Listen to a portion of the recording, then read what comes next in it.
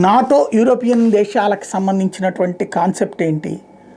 యూరోపియన్లో ఉన్న 28 దేశాలు కానీ నాటోలో ఉన్న 30 దేశాలు కానీ ఏ దేశం మీదకి వేరే దేశం ఈ నాటోలో భాగస్వాములు కానీ వేరే దేశం దండయాత్రకు వచ్చినా, యూరోపియన్లో భాగస్వామ్యం కానటువంటి వేరే దేశం దండయాత్రకు వస్తే ఆ కూటమంతా కలిసి యుద్ధం చేస్తుంది.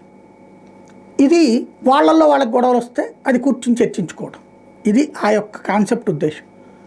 అవన్నీ అటే ఉన్నాయి.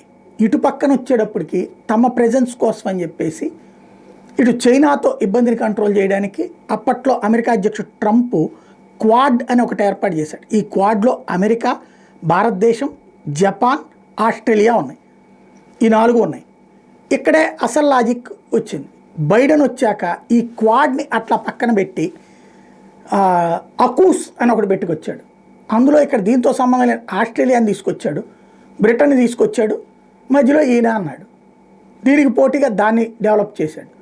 చివరిలో మళ్ళీ పరిస్థితి తేడా వచ్చాక స్క్వాడ్ని కూడా ఏదో మొక్కుబడిగా ఓ మీటింగు ఇది నిర్వహించాడు. కానీ ట్రంప్ ఇప్పుడు వచ్చాక ఆ అకూస్ని పక్కన పెట్టి ఇప్పుడు క్వాడ్ని ప్రోత్సహించే ప్రయత్నం చేస్తున్నాడు. అందులో భాగంగా తాజాగా ఢిల్లీలో అమెరికా, భారతదేశం, జపాన్, ఆస్ట్రేలియాలకు సంబంధించినటువంటి ఈ 4